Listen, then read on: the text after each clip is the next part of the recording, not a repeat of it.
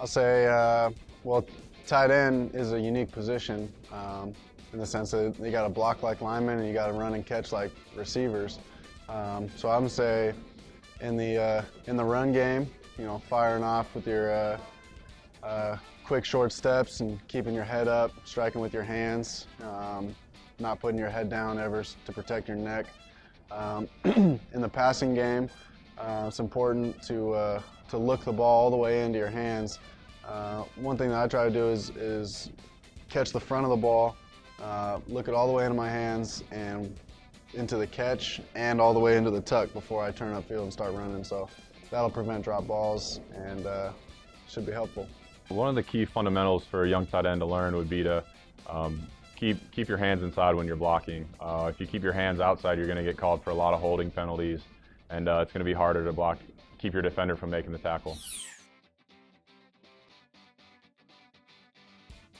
I was always taught to catch the ball with your eyes first. You have to catch the ball with your eyes and your hands will follow. So you really just try to focus on the ball, whether it be the front, the center, whichever point of the ball you can get your eyes best on, and then your hands will follow wherever your eyes go.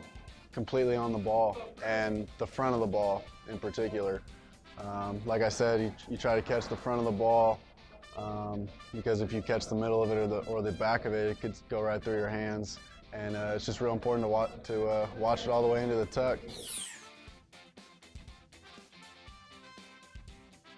I think being a good student in the classroom academically definitely translates to being good on the field. Just like in practice, when you're practicing a certain sport, it takes a lot of strenuous time and commitment to your studies to do well in the classroom. So I think they go hand in hand. Because that's what the game of football is. It's a bunch of one-play battles to me.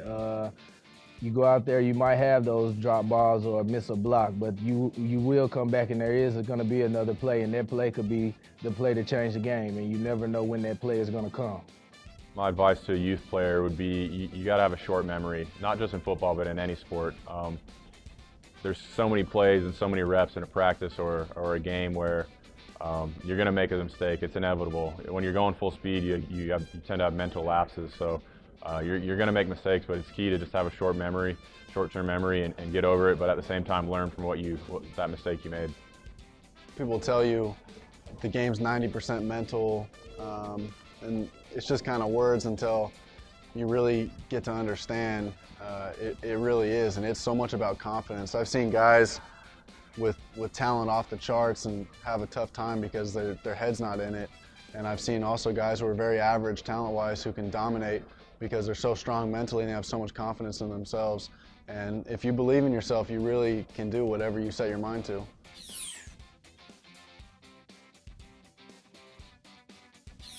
Just never give up, whether it be catching the ball, whether it be blocking. Just if things go wrong, just never give up because it can always get better. Treat people with respect, treat people with kindness, treat people the way that you would want them to treat you, or treat people the way that you would want them to treat your mom.